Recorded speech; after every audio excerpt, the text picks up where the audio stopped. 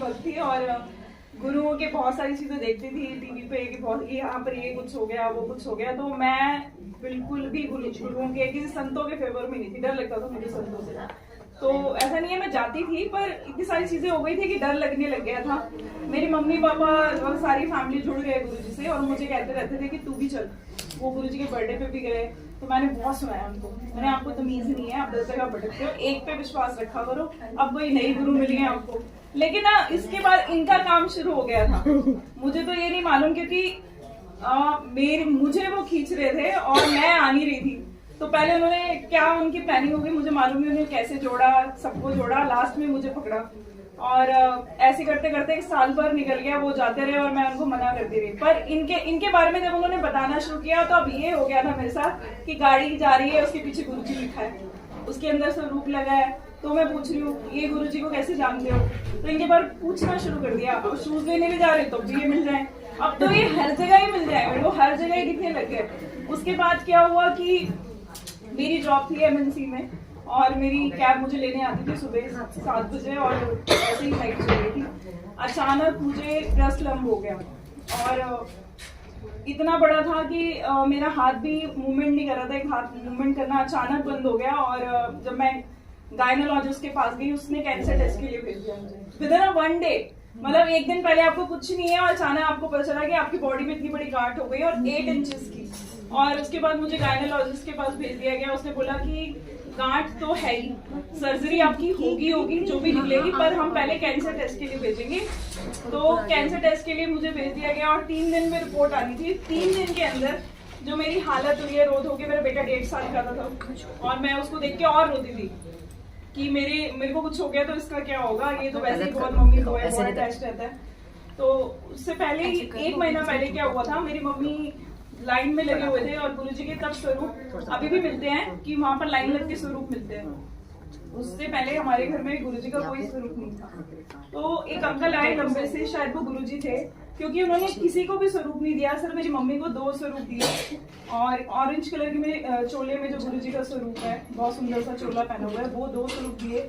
एक मम्मी ने मुझे दे दिया और मम्मी ने बोला कि ये गुरुजी का स्वरूप मिला है, एक तू रख ले। तो मैंने रख लिया, मम्मी बोल रहे हैं तो मैंने अपने पर्स में बैग में ही रख लिया।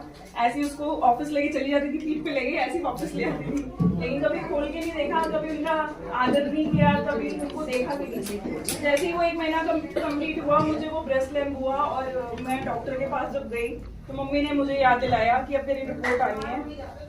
ठाकुर जी क्या अर्जी लगा ली, जितने देवी देवताओं माने सब जगह रो लिया, कुछ समझ नहीं आ रहा था। तो मम्मी ने बोला कि ये गुरुजी है ना जिसकी फोटो तेरे को मैंने दे रखी है, तो उनसे प्रेयर कर, वो वहां पर कैंसर भी ठीक होते हैं। तो मैंने बोला मेरे को विश्वास नहीं आप कह रहे हो। मैंने उस दिन वो फोटो निकाली, मतलब फोटो पे भी ना सलवटें आ चुकी थी, मैंने केयरफुली उसको रखा ही नहीं था। मैंने फर्स्ट टाइम वो स्वरूप निकाला और अपने रूम में टेबल पे रखा। जैसे ऐसे ही अननोइंगली मैंने उनको टच किया और अपने आप को टच किया। मैंने सुना है आप बहुत लोगों को ठीक करते हो, मुझे भी कर दो, बस इतना बोला। और इनकी तरफ मैंने देखा भी नहीं, ना कोई मंत्र जाप या कुछ भी नहीं पता था मुझे कि इनके लिए क्या किया जाता है। और मैं सिर्फ इनको बोल के मैं भूल भी गई। 3rd डे मेरी रिपोर्ट आई और 3rd डे रिपोर्ट में मेरी 8 इंचेस की फाइब्रोक्लॉटिस गांठ आई, जिसको रिमूव करना जरूरी था। वो सारी मेरी वेन्स पे थी क्योंकि मेरा एक हाथ काम करना बंद हो गया था। लेकिन वो 3 दिन के अंदर रोने धोने में पता ही नहीं चला, मेरा 3 दिन के अंदर सारा दर्द खत्म हो गया। और जब 3rd डे मेरे को डॉक्टर ने रिपोर्ट दिखाने गई तो 2 डॉक्टर्स बैठे हुए थे, सीनियर डॉक्टर। उन्होंने बोला कि गांठ तो इतनी बड़ी आई है, आपकी तो सर्जरी करनी पड़ेगी। तो मैंने उनको कहीं ना कहीं गुरुजी ने याद दिलाया कि तेनू सारा दर्द खत्म कर देता है, तो उन्हें बोल। मैं उनको बोलूँ कि उन्होंने एग्जामिन के लिए मुझे बुलाया और मैंने जब उनको बोला कि मुझे ना कोई पेन नहीं हो रहा, जिस हालत में मैं आई थी मुझे इतना सा भी दर्द नहीं है और मेरे हाथ की मूवमेंट भी एक्टिव हो गई है। तो उन्होंने मेरे को जब एग्जामिन किया, मानेंगे नहीं, आज 2013 में मेरा वो टेस्ट हुआ था, 14 में, और आज भी मैं आपके सामने खड़ी, मेरी बॉडी में इतनी सी भी गांठ नहीं है, जबकि रिपोर्ट आज भी मेरे पास है और इसमें इतनी बड़ी गांठ है। गुरुजी ने तो कहते हैं ना 90% अपने ऊपर लेते हैं और 10% हमें झेलना पड़ता है, गुरुजी ने वो 10% भी माफ कर दिया। उसके बाद वो जो स्वरूप का था, वो स्वरूप से मुझे ऐसे प्यार हो गया। मैं भी कृष्ण जी को मानने वाली, लेट के परिक्रमा करने वाली, वृंदावन हर महीने गोवर्धन जाने वाली, शिव जी से नाराज रहती थी। मैं बोलती थी सुनते ही नहीं है, जो मांगती है देते ही नहीं है। तो 16 साल इनके व्रत भी रखे छोटी सी 5 साल की जो मैं शिवलिंग बनाती थी इनका, तो वो दूध पीते थे। मतलब जागरण मैं करती थी 5 इयर्स की उम्र में, रात भर जागना और सुबह स्कूल भी जाना, क्योंकि मैं गाती थी तो जागरण करती थी। पर इन पे विश्वास नहीं करती थी। मैं बोलती थी ये सुनते ही नहीं है, ये जो मैं मांगती हूँ वो नहीं देते, कुछ और देते थे। जो इनसे विश्वास ही उठ गया था मेरा कि भोलेनाथ तो सुनते ही नहीं है। लेकिन उस दिन मुझे जो लगा ना कि जो ये देव है ना, इतना तो नहीं पता था ये शिव है, लेकिन ये पता था कि कोई ऐसी पावरफुल एनर्जी है कि जिन्होंने ये चमत्कार कर दिया। उसके बाद वो स्वरूप था, उसका करिश्मा शुरू हो गया। वो स्वरूप इतना फ्रेग्रेंस करने लग गया और मुझे प्यार हो गया। कहते हैं ना, परमात्मा को भक्ति नहीं चाहिए, प्रेम चाहिए आपसे, जैसे आप अपने बच्चे से करते हो कि वो कैसा भी आपके साथ करे, लेकिन माँ अपने बच्चे को हमेशा उसकी तरफ ही ध्यान रहता है, तो वही परमात्मा से होना चाहिए। तो मेरा ध्यान उनकी तरफ होने लग गया। फिर वो स्वरूप इतना फ्रेग्रेंस करने लग गया, इतना कि मैं उसको एक बुकलेट में रखती थी, कॉपी में ऑफिस लेके जाती थी, ऑफिस से जैसे ही वापस लेके आती थी। कितनी बार मुझे लगा कि गुरुजी मेरे पीछे खड़े हैं और मेरे डेस्क से इतनी फ्रेग्रेंस आती थी, हर कोई आगे पूछने लग गया था कि कोई अगरबत्ती जलाते हो क्या आप यहाँ पे, इतना फ्रेग्रेंस क्यों करता है तुम्हारा एरिया।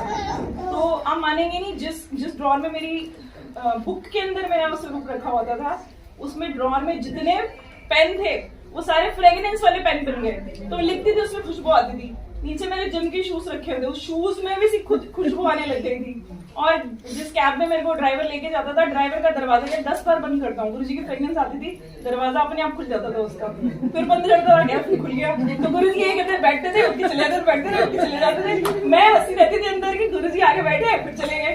तो उन्होंने मेरा पीछे छोड़ा ही नहीं। मतलब फिर तो मेरे हर पल साथ, जैसे ही मैं अपने घर एंटर करती थी ऑफिस से, तो ऐसा लगता था गुरुजी गेट पे खड़े हैं, इतनी फ्रेग्रेंस। मतलब एक बार तो ऐसा हो गया कि मेरे पास इतनी सी गद्दी थी, मुझे नहीं पता था चोला क्या होता है, गद्दी क्या होता है। मैंने इतनी सी गद्दी गुरुजी की रखी, उस पर स्वरूप रखा था छोटा सा, और वो इतना फ्रेग्रेंस करता, मुझे ऐसा लगता था कि मेरे को छींके आ रही हैं, गुलाब की टोकरियां मेरे ऊपर कोई डाल रहा है, और मेरे को दम घुटने लग जाता था, इतनी फ्रेग्रेंस आती थी। फिर ऐसे ऐसे ऐसे करते करते जर्नी चल